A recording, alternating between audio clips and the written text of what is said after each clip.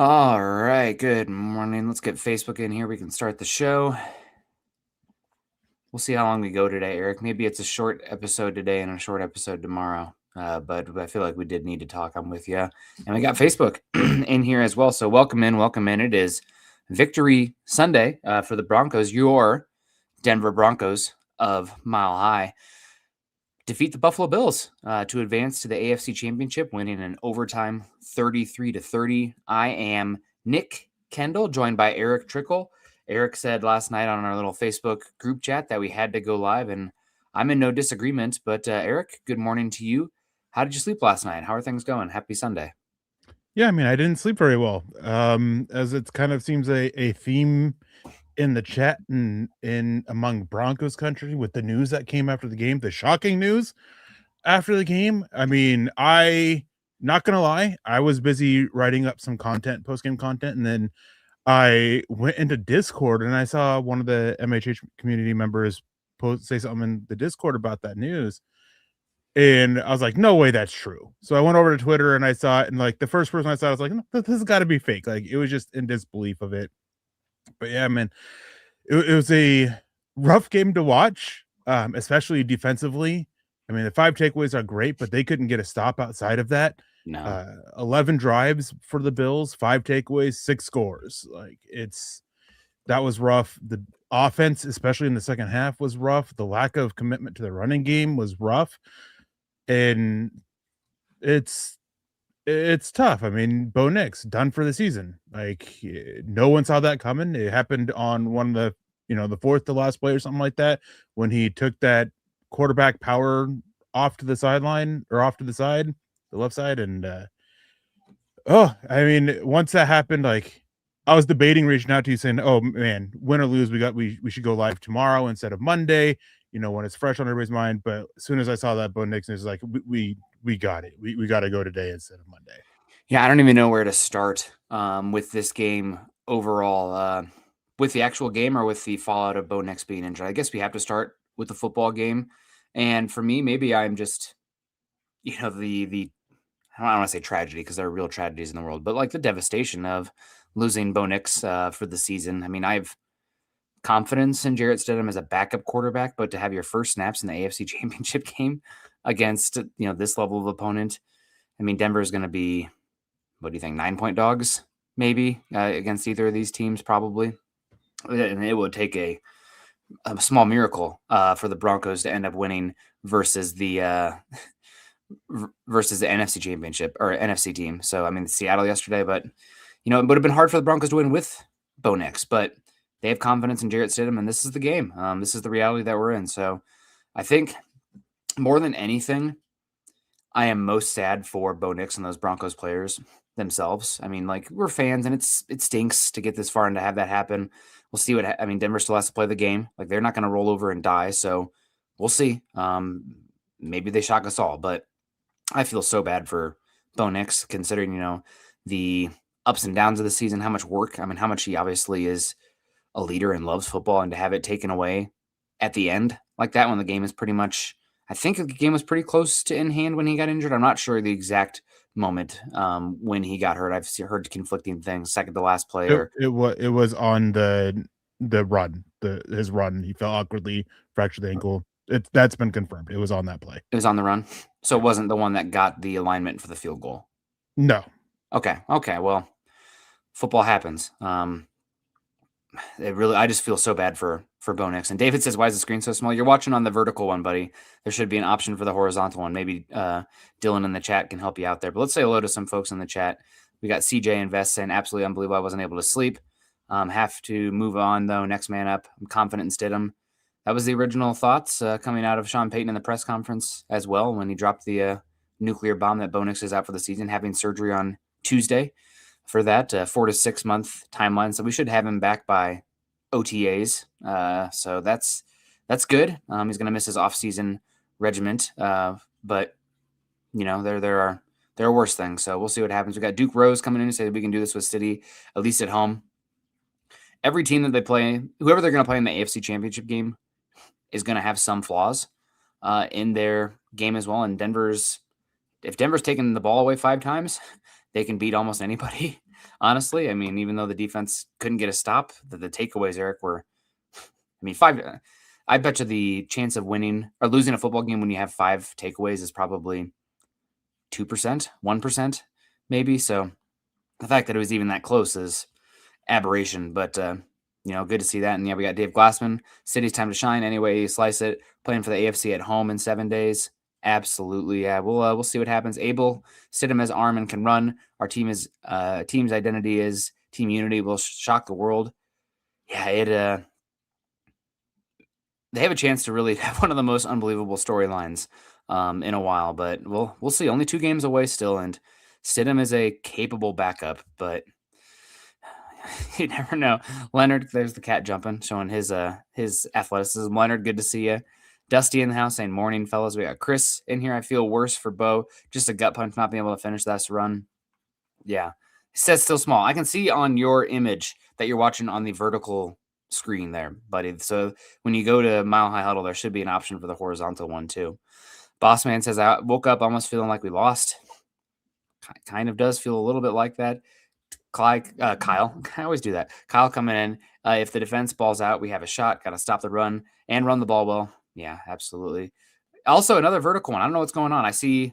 Is everybody on YouTube vertical? No, Chris isn't vertical. So you guys are watching a Richie Rich. I can see on his logo. He's also not vertical. So I'm not sure.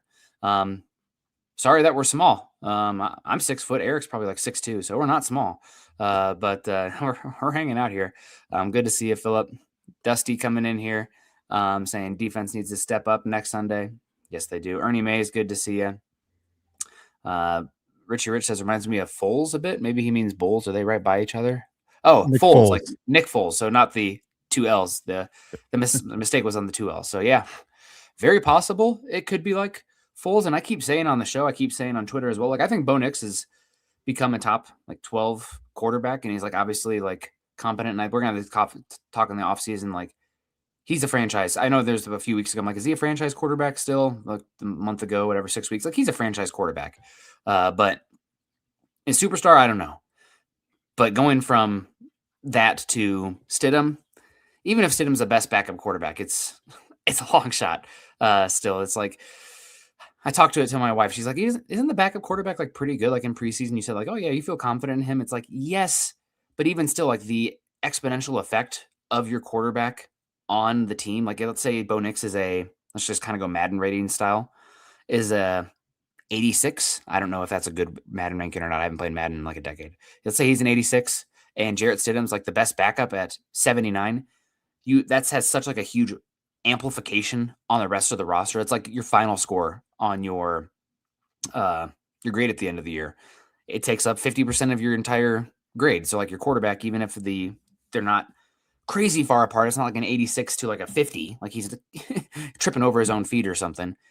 The implication of how good your quarterback is monumental. So I don't know.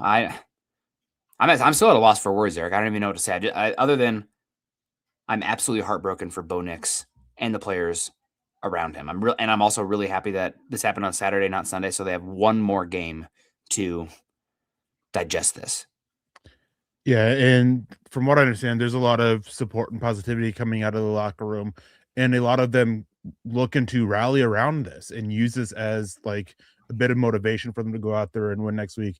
And as for switching to Jarrett Stidham, I think there are some things that you gain within this offense by going to him from Bo Nix, but there is a lot that you lose. Yeah. Jarrett Stidham isn't going to be as adept as, escaping the pocket and avoiding sacks like we've seen with Bo Nix. He's not going to have quite as much of that running and mobility ability, even though he can still run. Jarrett Stidham is no slouch when it comes to running the ball. It's just not quite Bo Nix. I think that you gain a little bit more of the intermediate stuff that Sean Payton really likes to be part of his offense that we haven't seen a whole lot with Bo Nix, because that's just an area where Bo Nix hasn't been the best at. So you win some things, you lose some things, but I think the biggest thing here is that you're losing that clutch factor, that magical, end of game thing, that gene that we've seen with Bo Nix that we're probably not again going to get with Jarrett Stidham. That said, I still think that the Broncos can win this, and I still think that they have a pretty good shot of it. And to be honest, I'm more concerned about what we saw from the defense this game than I am losing Bo Nix and getting Jarrett Stidham. And I don't want this to That's be crazy to me. I don't want this to think that, it's because I have my doubts about Bo Nix. I think he's a very, very good quarterback. I think he's a franchise quarterback for the Broncos. But as you said, can he be that superstar level? I don't know. But he's a franchise guy. It's just with the defense playing with as they were, it's tough. But if we get the defense that we saw earlier in the season, I have a little bit more faith in Jarrett Stidham being able to go out there and not lose the game, because that's what they've been asking of Bo Nix as of late. Just don't go out there and lose the game. I'm also a little bit concerned by the fact that we're probably going to be without Pat Bryant and Troy Franklin for this game. Concussions and hamstrings are typically a one or more game, injury that you miss.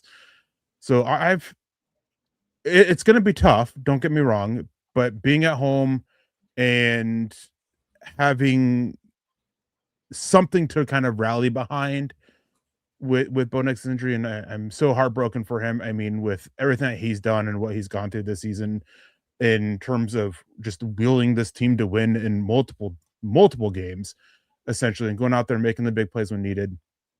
It stinks that you lose it on a play that absolutely shouldn't have happened. The game should have been over by that point, and it stinks. But I think this game, this next week, no matter who they play, is more of a 50-50 game than, like 75-25, just because of how this team is kind of rallying around him. I just have a hard time seeing it right now, especially because I think Bo Nix, from when we saw him last going, throw for throw with Jarrett Stidham, is, I think, a lot better quarterback at this point. We haven't seen Jarrett Stidham throw a pass since then. But, I mean, you do have it's kind of like the pitcher nobody's seen in there. The offense is going to be different. Some of the key points of emphasis as well. So the Broncos are going to be harder to prepare for, and hopefully we'll get some good news, Eric. Again, you have that extra day with Franklin, especially Pat Bryant, and hopefully also get some good news with J.K. Dobbins and Luke Wattenberg as well. You had Forsythe go down in this one with Musgrave step in. So Wattenberg can be activated. We'll see if that actually occurs or not. I do want to get a few super chats in here. We got Ted coming in, says definitely bittersweet day yesterday. However, I'm feeling much more optimistic today. We're basically playing with house money now. Yeah, I mean, nobody's going to pick the Broncos this upcoming week, other than a few maybe random ones here or there, depending on what happens in today's AFC matchup, of course. But you're playing with house money, as they said. The pressure is, I think, a little bit off now. Nobody expects you to do anything with Bo Nix being gone. So go out there, play fast. And this team has embraced the underdog, overdog mentality all season. And I think that is something that, I mean, you really are that now, without a doubt. And Lawrence also coming in and says, hey, Broncos country, don't be sad. We'll all see Stidham in this preseason. Look at those numbers. And honestly, I thought he did better than Bo for a few games, but it's time for his make or break it moment. He could literally get a starting spot in the NFL with his next run next season. It's up to him. Yeah, I put out there just, kind of on Twitter, because I didn't know how else to process it other than making jokes. But the meme that's like suddenly became really important at work and it's ruining my life with Jarrett Stidham, if you've seen that one before, a backup quarterback. Also put out there that, oh man, you guys don't even see the vision. Like Bo Nix is going to go out there, dominate, and then Broncos going to trade him for a first-round pick. Trust the process. I saw your comments on there too. Like, oh, you said going to earn a first-round pick. Like if they lose, they earn a first-round pick too. I get it, Eric, but I said play so well. So obviously, you know what I meant. You're just razzing me. But talking about this team being underdogs, they certainly are going to be in this next game. I mean, you're playing the second team standing. That's 1-2 games to get there in this next one, whether it be Houston or the Patriots. But we do love underdogs here at Mile High Huddle. Yeah, and speaking of underdogs, obviously the playoffs are here, and Underdog is the best place to get in on all the action. It's time to get off the mention in the game. Head over to Underdog. By the way, it's not just football. Whether you're into basketball, hockey, or any sport in between, Underdog is the best place to get in on all the action all season long. Exactly. Playing on Underdog is easy. Just pick whether your favorite player will go higher or lower on stats such as rushing yards, receptions, touchdowns, and much, much more. Get your picks right and you can win up to 5,000 times your cash. I have so much fun playing Underdog, and winning money while watching football, that's a touchdown, you guys. Download the Underdog app today and sign up with promo code MHUDDLE to score $75 in bonus entries when you play your first $5. That's promo code MHUDDLE. Millions of fans have already won billions making picks on Underdog. Will you all be next? 18 plus, 19 plus in Alabama and Nebraska, 19 plus in Colorado for some games, 21 plus in Arizona, Massachusetts, and Virginia, and present in a state where Underdog Fantasy operates. Terms apply. See assets.underdogfantasy.com/web/play and get terms _DFS_.html for details. Offer not valid in Maryland, Michigan, New Jersey, Ohio, and Pennsylvania. Concerned with your play? Call 1-800-GAMBLER or visit ncpgambling.org. In New York, call the 24/7 HOPE line at 1-877-8-HOPE-NY or text HOPE-NY 467-369. You're muted.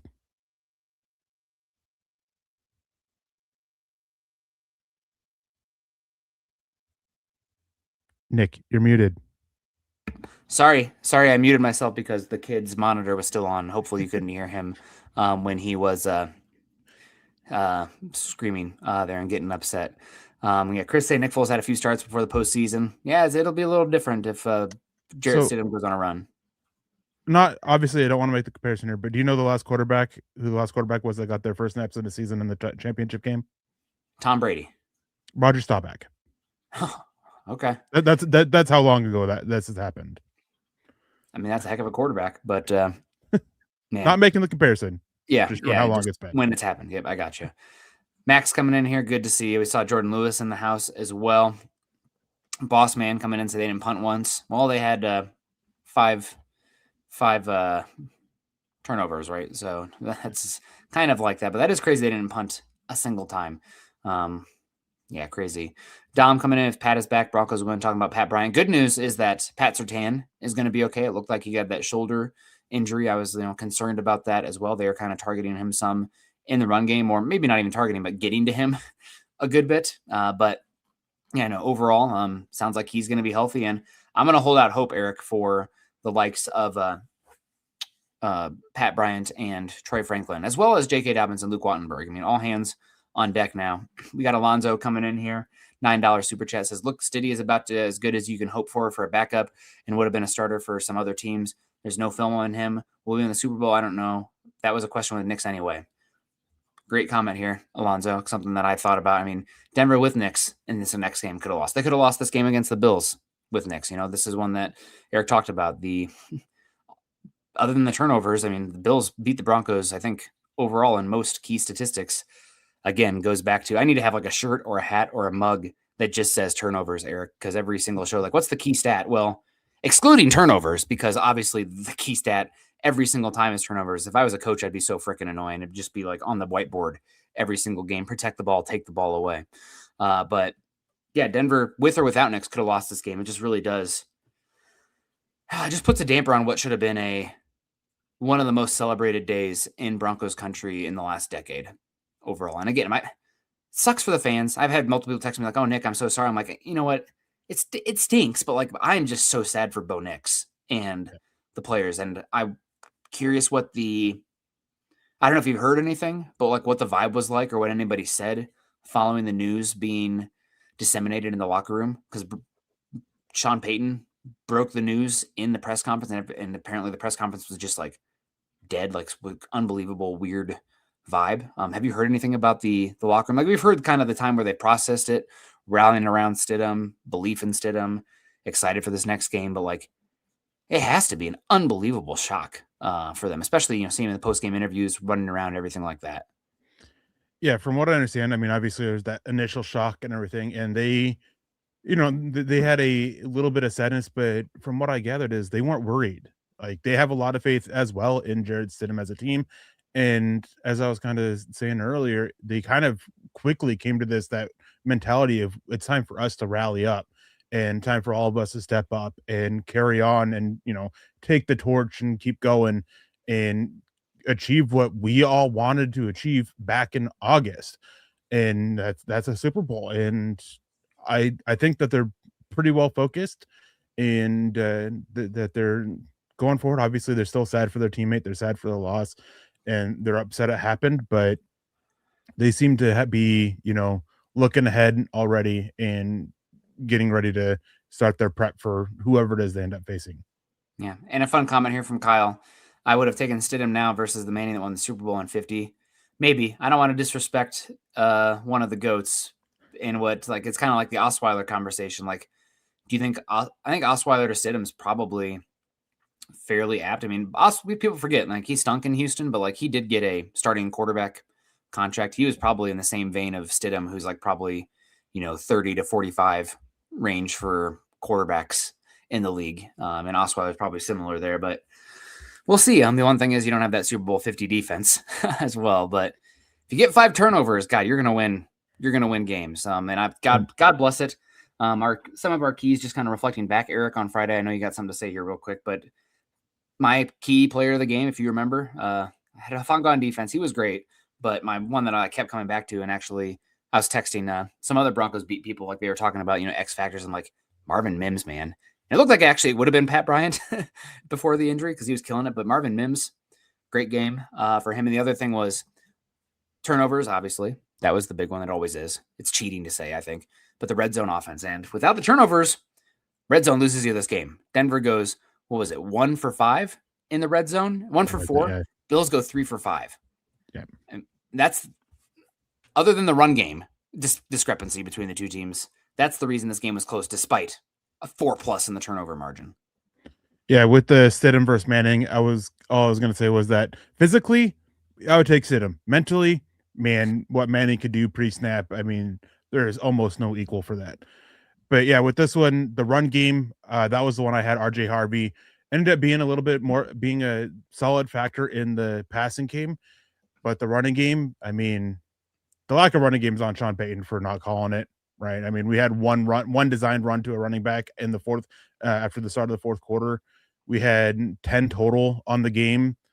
And this was a defense where you had that opening and they were selling out to stop the run, but they were doing so from their too high shell, and Denver just never forced it. And we saw some of the issues with the passing game stem off of that. And they were just able to live in that too high shell, and Nix was struggling with it. But so yeah, Marvin Mims ended up being a big factor for it. I know in the pregame when I was on the show with Chad for the pregame, he brought up Marvin Mims as kind of that X factor as well. Definitely needed to be, especially with, Pat Bryant and Troy Franklin going down. I do think that, and when you go back and watch, I think Pat Bryant, they were looking at him to have a big game, not just because of what they set on it, but because of how the offense looked after he left the game. They got rather stagnant with the execution, and, that's when you started to see Bo Nix falter a little bit more. And I think that this was poised to be a very big Pat Bryant game of him trying to, especially working out of the slot against Taron Johnson and utilizing that size advantage that Denver would have had with Pat Bryant. And put this one on a shirt, put it on a mug. This is the first time somebody's probably ever said this on one of our shows, Eric. But he says, D Bronx says, I'm starting to feel some hope listening to your guys. Holy cow. Well, thank you, D Bronx. I feel like a lot of times we pull, like, just in general, fans are obviously going to be biased towards, and Eric and I try pretty hard to be, we're a little bit curmudgeon-y, I guess I'd put it. Me being an Iowa winter person, used to not seeing the sun in Alaska in the winter. I've had a pretty blessed life. There's no reason for me to be like this other than I'm an asshole. But you got to play the game, right? And we'll see how this team rallies around him. And I agree with you. It's going to change some of the complexions of the Broncos offense as well now.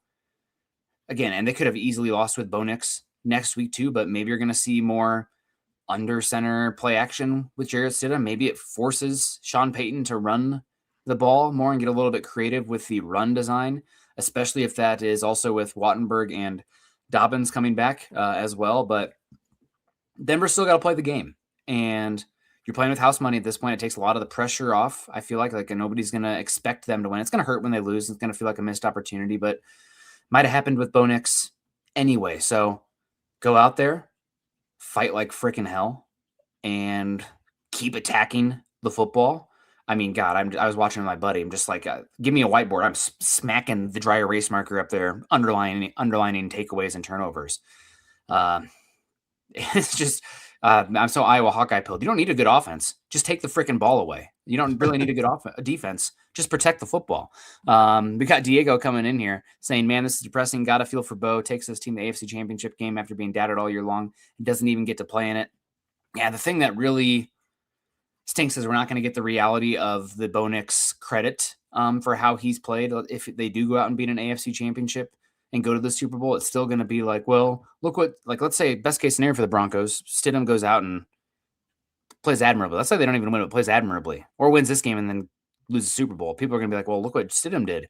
Bo Nix is just a Sean Payton merchant. Now, granted, I am Sean Payton pilled, and that could be a credit to Stidham as much as anything, but I'm already preemptively maybe annoyed about some of the discourse if things go well for the Broncos, but it just is what it is. And again, I just keep coming back to it. I'm still processing it with you guys. Well, I know we're all kind of just trying to process it, and I keep broken record. It's boring. I'm sorry, but I am. My heart just breaks for him. I feel so bad because I feel like he answered a lot of like detractors and skeptics like myself with him this season.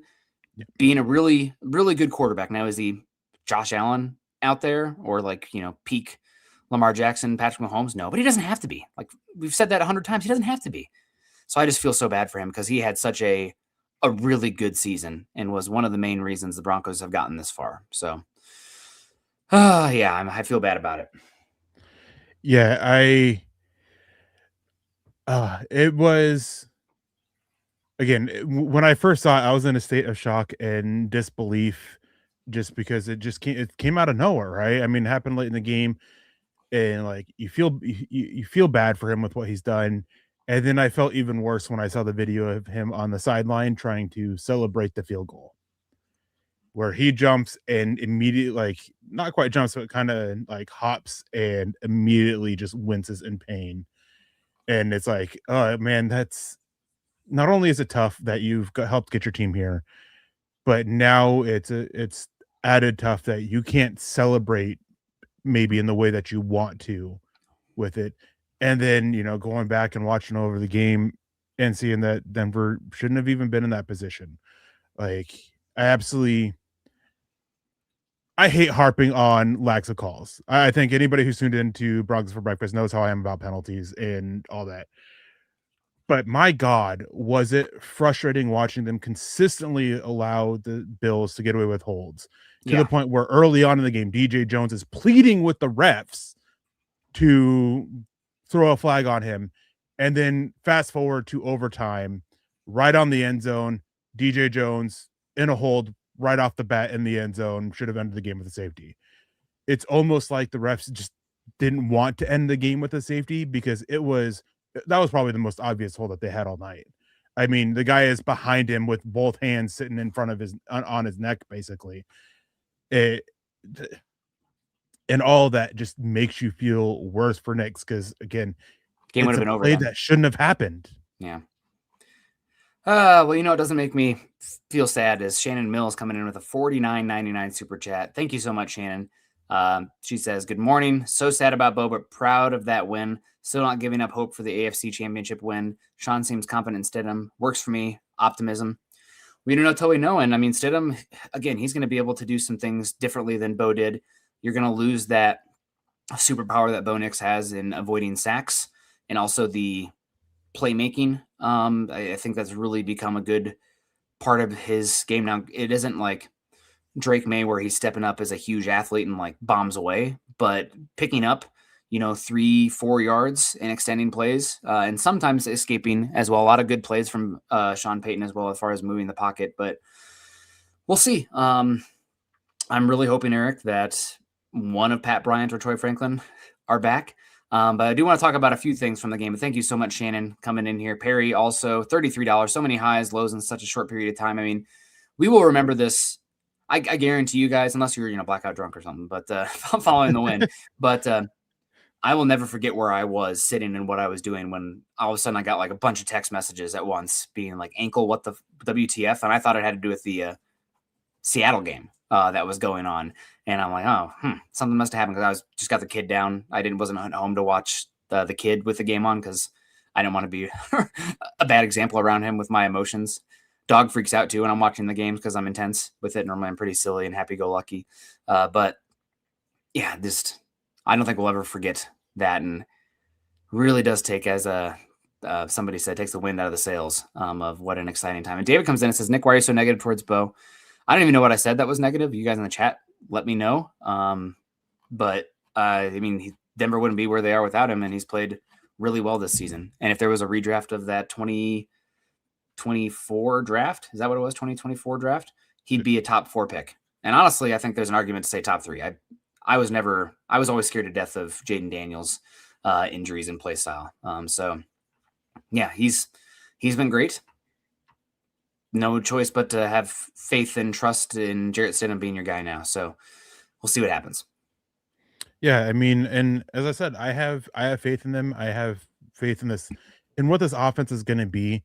I think it's going to be a little bit more simplified. I think we're going to see a lot more of that intermediate stuff, a lot more play action rollouts, cutting the field in half, making things simpler for them, and going off that.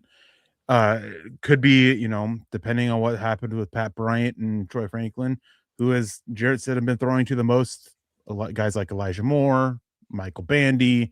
So maybe we end up getting a big game out of one of the practice squad guys out of this one. But no, again, it's, for me, this one's really going to come down to the defense of it. Can we get some stops? You know, third down, they went 10 for 14. The Bills did on third down, 1 for 1 on fourth down, and that's supposed to be a strong suit of it for this defense. The takeaways really, you know, changed to an extent, changed kind of the narrative around this, but this defense was not having a good game. And takeaways are volatile. I will say one thing with the takeaways, they were great plays by the defense. They weren't lucky bounces, and lucky bounces are a lot even more volatile than great plays by the defense. Every single one of those takeaways you can attribute to one of the defenders making an absolute outstanding play. Maybe other than the Josh Allen end of the first half one, where he oh no, Nik Bonitto chased that down and came chasing him down from behind to knock it out. Okay, well, he was pretty loose with that football. He was, but I mean, the fact that Nik Bonitto still chased him down from behind. Yeah, but it is, it's something for it. And then, you know, just got to get the run game going to help take that pressure off of Jarrett Stidham, especially at this. And I've said this before, at this point in the season, and I mean, this is going back a few weeks ago, it was, it's tough to see Denver suddenly get a run game going. But I'm holding out hope that they activate J.K. Dobbins for this one just out of necessity. Maybe he's not fully ready to go, but that they kind of just push him out there and give me 10 carries. Get 5 to 10 carries out of him on the game, like just something to help with that, and still utilize, you know, Julian McLaughlin and RJ Harvey as complements in the running game. And especially with Pat Bryant and Troy Franklin most likely out in this one. And, you know, both those guys have become some of that shorter passing games that you know, part of that passing game that you use as extension of the run game, those types of plays. So I'm holding out hope with this offense with Jarrett Stidham. And part of it goes to what's been highlighted in the chat. Nobody knows, except for people inside the building, what this offense is going to look like with Jarrett Stidham. Oh, we will see. Diamond Rattler coming in here saying, heck yeah, mile high salute. I've been up all night, my bros. Obviously, the two pets have as well. They're just conked out back there. If you guys, I think the vertical screen can see the dog. I've been making sure that he's the star of the show, obviously. Thank you so much, Diamond. We also got It's Mig coming in here saying, how do we feel about Vance Joseph after this game? Should we keep him? Sounds like defense has been figured out. Eric was the first one who mentioned this to me. Eric, I don't know if I actually, well, I don't know if I'm ruining sources here or anything, but I think it's been out there on Twitter too. Like, sounds like Vance Joseph's probably heading to the Cardinals. Now the question is who goes with him in that situation, but should we keep Joseph? I think the real question is, should they keep Leonard? Do they want to keep Leonard versus a little bit more skins on the wall defensive coordinator option? Because this is a good post. It's a good position. You have a lot of autonomy and authority on the defensive side of the ball. Obviously, Sean Payton is the kingpin at the end of the day, but we'll have a chance to talk about defensive coordinator. But I would look for Vance Joseph to the Arizona Cardinals. Eric also, we talked about Hafley to the Dolphins, and Stefanski to the Falcons happened. Harbaugh to the Giants happened. And is it Udinsky? I can't pronounce the name. The 30-year-old from Jacksonville probably heading to the Browns. I think I've also heard likely to happen. Who sounds like he's a whiz, but he's off to Cleveland. So God bless you. In such a messy situation that they have there. But yeah, I think it's, I don't want to say in Sharpie yet, because Sharpie basically means that it's guaranteed to be done, but it's definitely in pen. In your, you know, you can start tracing it over with Sharpie. Things can still happen to fall out with it, but it does sound like the Arizona Cardinals have kind of settled themselves in on Vance Joseph being their next head coach. And from what has been gathered, it sounds like that he's really talked up Davis Webb to be his offensive coordinator and either Jim Leonard or Jamar Kane to be his defensive coordinator. So we'll see what's going to happen there. So I think the conversation is more so is defensively, is there a guy who's available from the outside that Sean Payton wants? And one thing on that, I think it's been made very clear that the relationship between Sean Payton and Vance Joseph is definitely strained after the game last night. There was a lot of yelling at each other, and Sean Payton was caught clapping his clipboard at him a few times, not happy with the defensive performance, being unable to get off the field, generate a stop, force a punt, stop the run.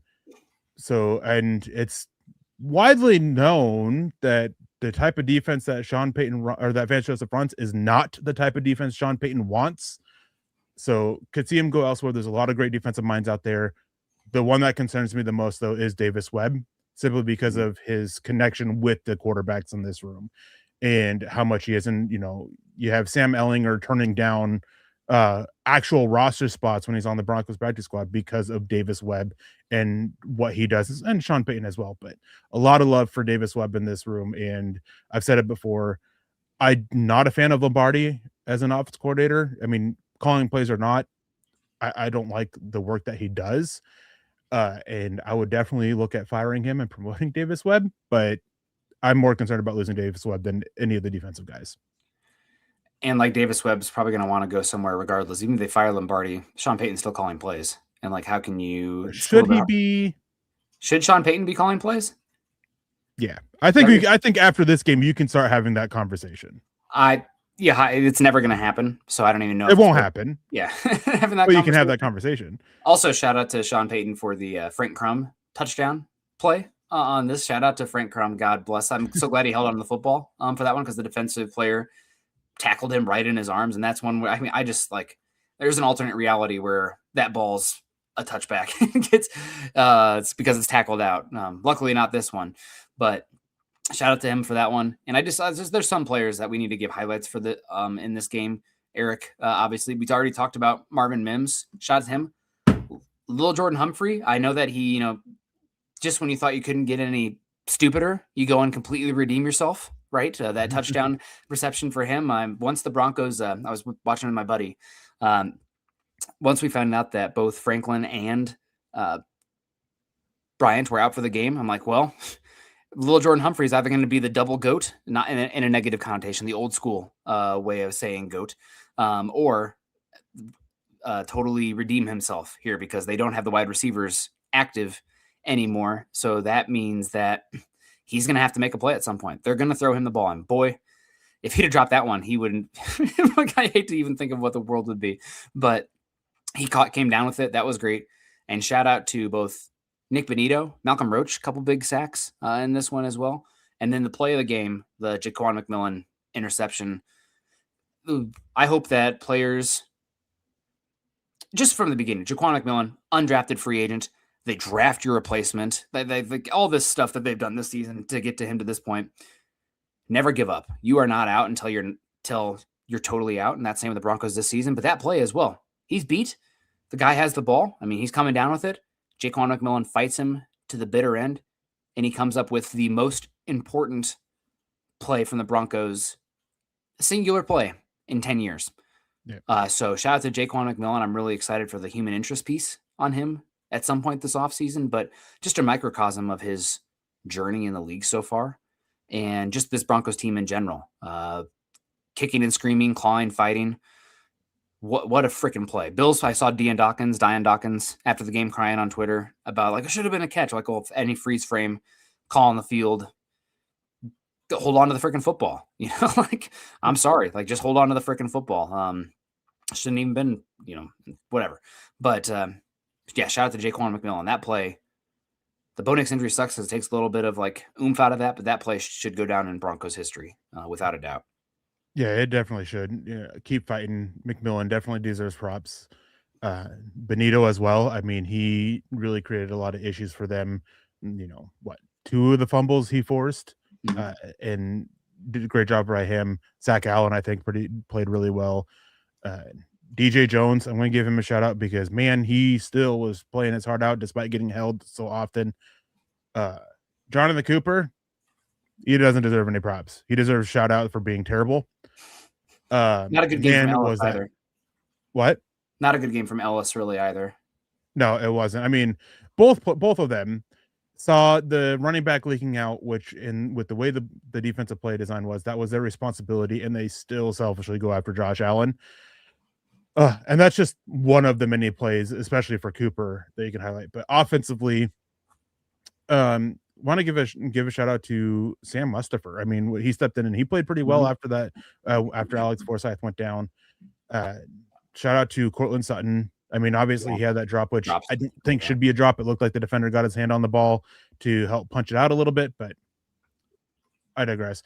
And stepping up big when definitely needed late in the game, making the plays that he needed to make. And, one thing about him, you see a lot of receivers across the NFL, they don't get the ball early and you can see it on them. They start to pout and it just kind of like creates issues and all that. And Cortland Sutton stayed focused. He knew his time would come and it ended up happening and he made the plays that were needed. So shout out to him for, not being a prima donna at wide receiver. Yeah, man, it's just unbelievable with what happened with Bo Nix to get the win, but shout out to turnover regression as well. We've been talking about it. I've just been scratching my head all season. Like, it makes no goddamn sense. Sorry for cussing, but it makes no freaking sense that the Broncos hit the quarterback as much as they do. And, violent players in the secondary and don't force the ball out or cause a lot of turnovers. Well, that turnover regression came very quick in this game. So that was good to see from the Broncos.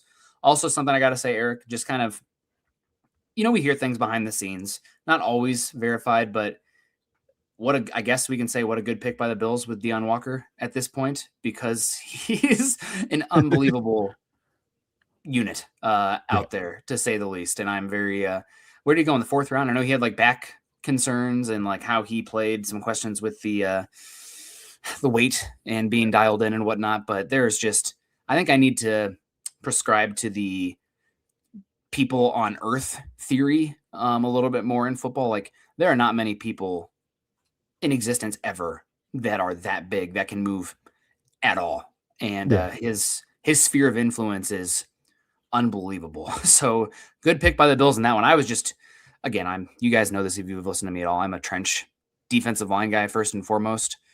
And I like freaks. And he looks pretty freaky. I know that before that draft, he was talking about, top 10 first round.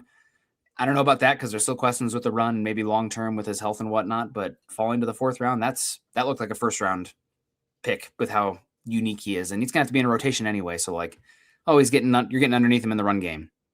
I don't care. So shout out to him. He was a problem in this game for the Broncos. They didn't know what to do with that size. And, not only that, Sean McDermott did a great job of isolating him on one-on-one situations with the looks that they were giving. Sean McDermott is Sean McDermott calling the defensive plays for Buffalo now? I think so. Because I know when they had Leslie Frazier, it was Leslie Frazier that was calling the plays. Yeah. But I don't know if that's changed. But I mean, Sean McDermott was doing it, what he was doing with the pressure packages up front. And, keeping those coverages as well disguised as they have been as all season long. It made it tough for the offensive line, especially Quinn Miners and Mike McGlinchey, both of them kind of not the best games from them on that right side of it. That's where Sean McDermott focused. So I wonder if they saw something on tape, both with Bo Nix from pressure from the right and getting pressure from the right against the offensive line. I wonder if they saw something there. And, but so hat tip to them for that. And I got to say, with the injuries to Pat Bryant and Troy Franklin, we definitely need to get around to seeing Evan Ingram in this. I mean, this is his time to shine. And you know what? He had some good matchups against this Bills defense. And the fact we saw, one catch and one target on the game, man, it's rough. I think that his contract, unfortunately, isn't one where Denver can part ways with him in this offseason unless they want to eat a bunch of dead money. But he and Dre Greenlaw, I think both of them are on cut watch already. The fact that Greenlaw was healthy and splitting reps with Justin Strnad, and when he was out there wasn't great. I both of them on cut watch this offseason when we get there. We'll see with Greenlaw. I mean, he brings a physicality and an intensity that I think is hard to replicate, but he hasn't looked like Greenlaw of San Francisco with the injury and whatnot. And you're totally right. Evan Ingram, 1 catch on 3 targets for 7 yards. Not good enough, especially when teams are treating you like a wide receiver out there. Like, you don't even get the benefit of influencing opposing personnel packages. So if that was, Darnell Washington level blocking of influence, like 1 catch for 3 yards, like, but look what he did. Like, they're playing guys in the box and like the seal blocks, and like he can be essentially another offensive tackle. When you are a de facto wide receiver, it's not good enough. I mean, at this point, this is kind of maybe this is a harsh take, because like we're going to need him. So I don't like would completely abandon him, but like, what does he bring into the table that's so much different and better than what little Jordan Humphrey brings at this point? You can do some backfield inline stuff, maybe a little bit, but like, I'd rather have the hybrid wide receiver and Alan Lazard, little Jordan Humphrey type than Evan Ingram. But this is a philosophical talk, and it's going to be one that if you guys are draft people like Eric and I are, I think you're going to have a lot with tight ends this year, because it's a lot of hybrid guys that, like, why would I play you if they're just going to match up with you with a safety or cornerback when I could just play a wide receiver and get better receiving ability because you can't block? We don't have to get too far down the draft stuff. Shannon says, do you think Ingram will play more of a role next weekend? Stidham needs to target him quite a bit during the preseason. I think it's going to depend on how the game flow goes and the injuries, of course, as Eric said. Thank you, Shannon. Also, $20 super chat. God bless you. For me, the big difference is going to come down to the run game. And that was it's crazy, Eric. I just keep coming back to, I wish we could, pull up some of our highlights from our episode on Friday. Cause like, what do we talk about? The run game differential. Sean Payton said it in the interview before the game too, the physicality in the run game. Denver lost that one. That was one of the big things we screamed about in the episode, and Denver emphatically lost. In fact, what was the numbers here for that? And some of that's, Josh Allen being a unit on third down, but the Bills rushed for 183 yards. Jesus, on 36 attempts, 5.1 yards per carry. Denver 70 yards on 22 attempts. I mean, that's a losing number. Then you have the red zone. That was the other thing we screamed about on here. I think that was your key stat, being Bills going 3 for 5, Denver 1 for 4. Somebody bang the gong. Turnovers 5-1. I mean, it is the absolute great equalizer and the most important thing in football, other than points. Duh. But turnovers, baby. Shannon Mills, thank you so much for the $19.99 super chat. We got Tuna Sock coming in here as well. Said Bears are winning today. I'm pulling for the Bears. Let's go, Bears. I got a lot of friends and family that are Bears fans, and I don't really have love for the Rams. I don't hate the Rams either, but I just don't have love for LA. Sorry for LA people out here. Maybe that's a little bit of Dodgers hate as well, but just Southern California. I don't know. Sorry. I'm much more Central California. Shout out Dylan. North Central. Well, there we're going. I think that's Dylan's location there, but there we go. Northern, even farther north. No wonder I like you, Dylan. You're virgin on that PNW. You're closer to Cascadia than some of that SoCal stuff, but there we go. But yeah, I do hope the Bears win today. And Eric, before we get out of here, got to wrap up.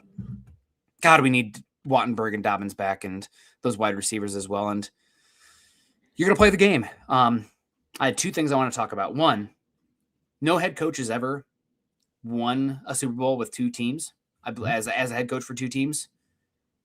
If the Broncos get this one done, Sean Payton can make an appointment to get his gold jacket fitted wherever his bust is going to be, just like not only from like the success and never having done that before, but narratively taking a backup quarterback and still getting it done with the turnaround and the dead cap and the Russell Wilson stuff.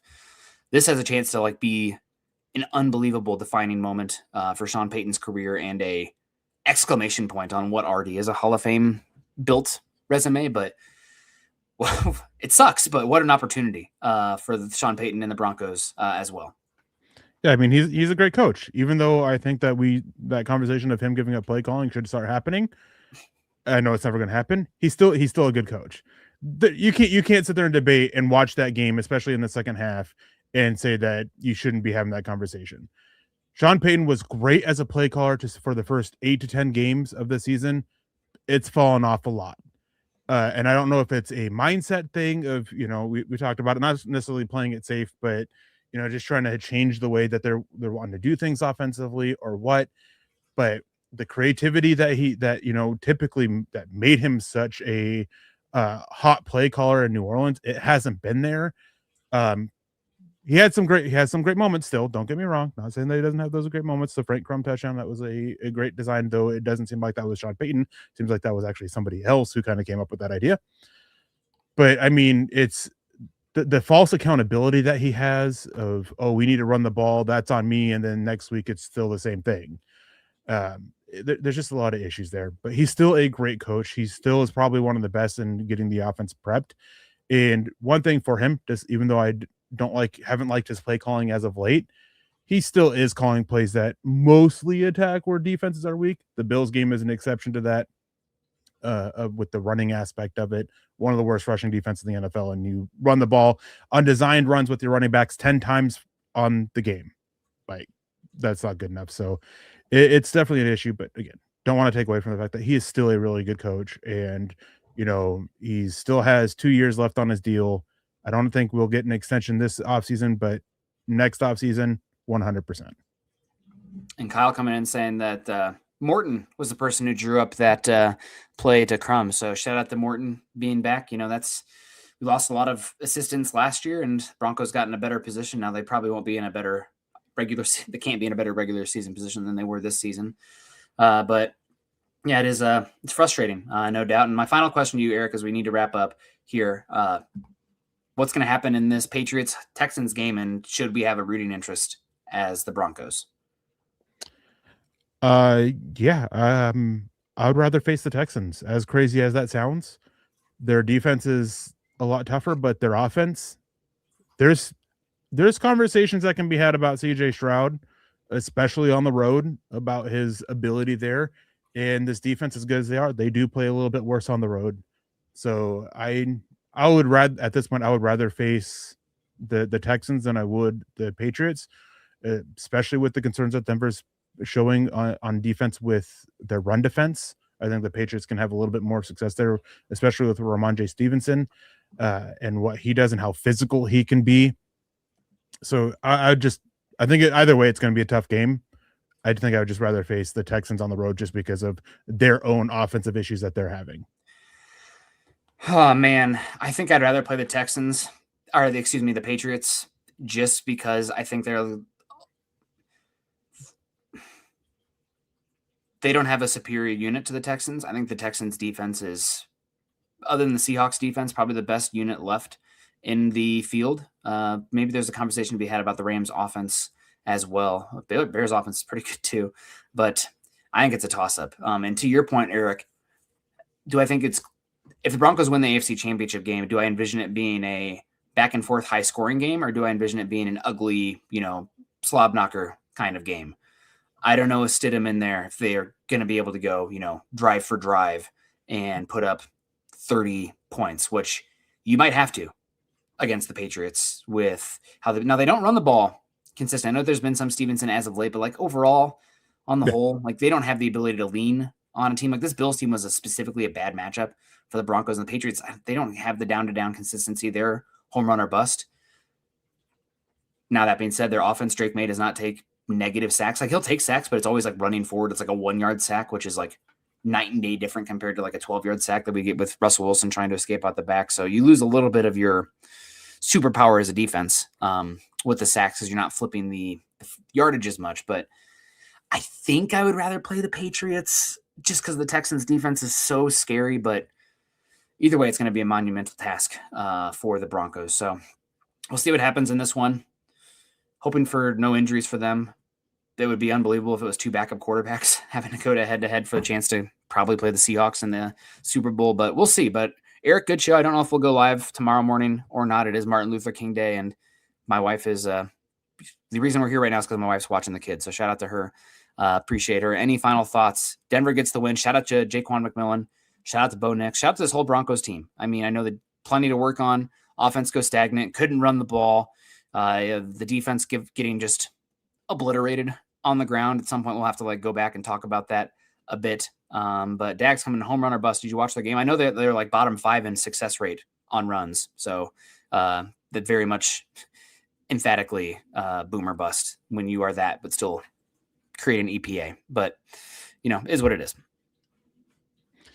Yeah, I mean, it's a tough situation for the Broncos. I mean, I think no matter what, there were questions with the AFC Championship game, no matter who they were facing, even with Bo Nix, and obviously they're going to grow even more with Jarrett Stidham.